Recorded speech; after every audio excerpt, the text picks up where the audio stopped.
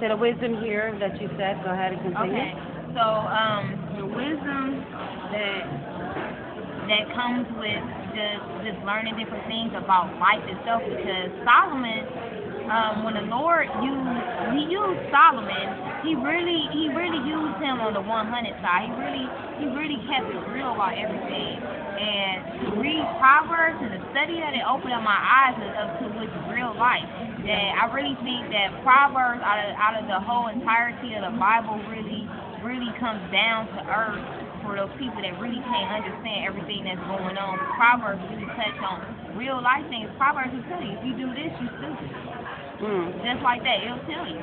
Proverbs keep real with you. If you do this, that's just like eating your vomit. Yeah. That's nasty. You know what I'm saying? True. Proverbs will talk to you, and it will pierce through you and remain there, and it will show up when you want it. Well, I'm gonna say, you may not realize you want that proverb to show up, but it'll show up at the appropriate time to bless you when it's necessary for it to be there, to come out and manifest whatever you're going to. But for those people that I would say that are non-believers, or for those people that are believers but are not readers of the word, they might believe, and it might be a thought in their mind or somewhere in their heart, they might want that part of God, but their communication, their way of reaching out to him is not through actually reading, which I want to say to those people, you missing out. Yes. You missing out, but it is those people out there. Another way that has been revealed to me, a resolution when that anger comes over me to release that down, is when I listen to Gucci Mane's music, because he has certain songs that's relaxing. Where if I get mad, even people knew you better go turn on some Gucci, because when it's like his spirit, because he's so calm, his spirit when it just comes through in the room and somebody turning on. I'm just giving you an example, real life situation. It was just God was so mad. It was hot and cold where I was, so the environment was unstable. It was hot, it was cold, it was hot, it was cold, because we kept turning the air on and off when I was back in the desert. So it was necessary to have the AC on, and sometimes let the heat get on if it was too cold. So the environment was unstable with the lack of knowledge leading to depth. So I'm getting to the part where I'm arguing with this guy. And you know what I'm saying? I was Master P about it and ready to make him say, so we got let's get it in. And they saw a battle that they couldn't win. They turned on Gucci just to calm me down.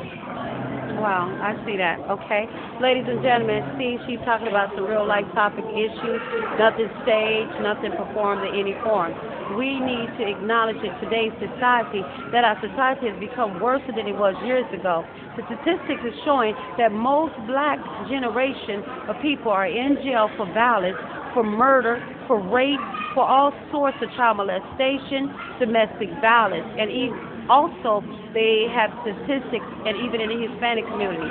Now, we want to find out, was it something maybe because, they felt like they were being deprived from life, maybe deprived from jobs, being, discriminated against because of color of their race? Because I want to talk on some real touching issues. And do we blame our government, considering the fact that a lot of people, when they go to jail, they have a felony, and a lot of times when a person has a felony, they don't want them to go back to work because a lot of people reject a felony, okay? And that kind of allows them to feel like they're being rejected from life, rejected from being in society once again to start their own life. Because I think it's fair when a man and a woman serve 20 years in jail, or maybe lesser, or maybe more, then why would we continue to punish them, and knowing that they need to go back on their own 2 feet to get their life back on track, to get their life, maybe in jail they had the gospel. Maybe God had met them, like a lot of people received the gospel in jail and converted their life unto Christ, and they're changed.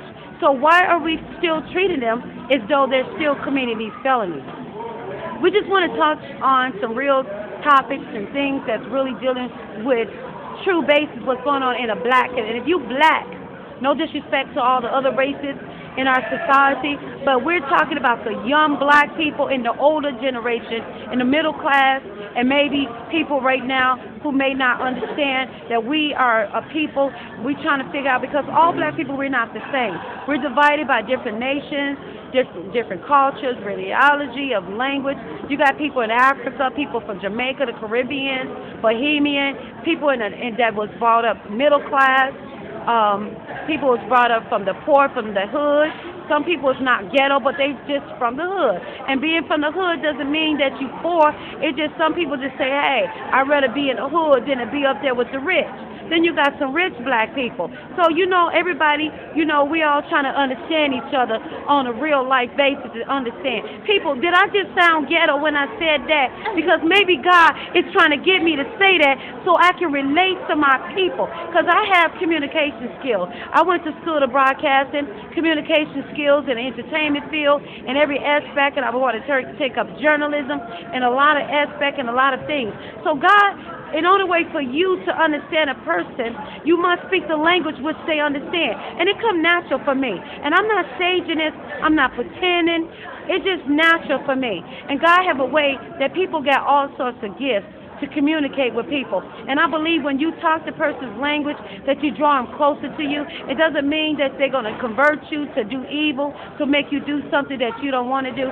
I think that when we relate to people in the language which they understand, that you can open up and they can open up to some real life issues that you can share in your living room, and we can talk about topics that most Americans did not want you to know. Because on TV, it shows the glamour of life. But what about the people who don't want to get in the glamour? We tired of watching the lifestyles of the rich and famous, because the reality was they was on drugs, but they didn't want to show us that. We want to talk about people who struggle for drugs for years and years, who been in the gang violence, who been through domestic violence and all sorts of issues of domestic issues of child molestation, or sister, you know what I'm saying? Come on, fill me on that. What I want to say about Go ahead. Okay. Go ahead. All right. Go ahead. All right. Go ahead. We got it. All right. Go ahead and talk. Bingo. All right. I just want to say, I'm listening to what she's saying, and everything that she's saying is 100. I've met some of those people. I probably met all those people she named, and maybe not even realize their livelihoods and their lifestyles. But some of those people I have actually met where they were in a position to live anywhere they wanted to, but chose to be in the gutter.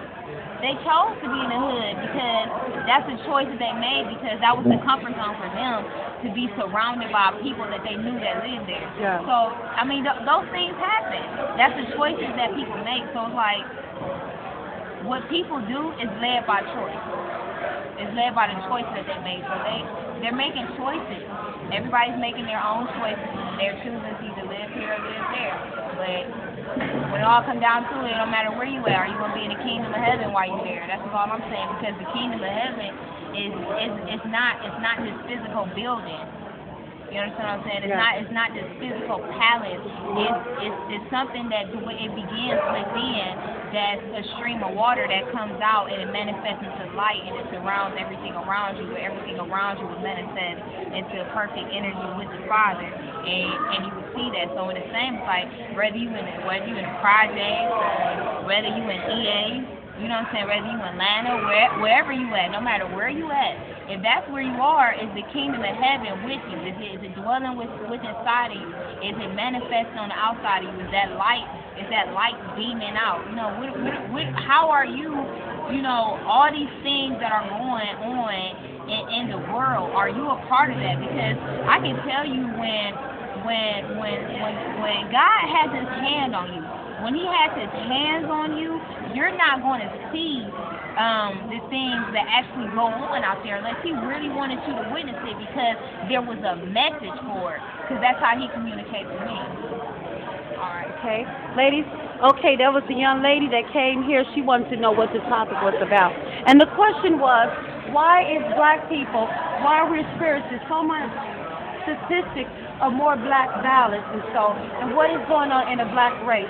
Do you have any views that you can share with us today? And everything we have is all the real, okay? Now, could you give your point of view and who you are so you can talk about it in your experience, okay? Because we were trying to find out what's going on with black people today.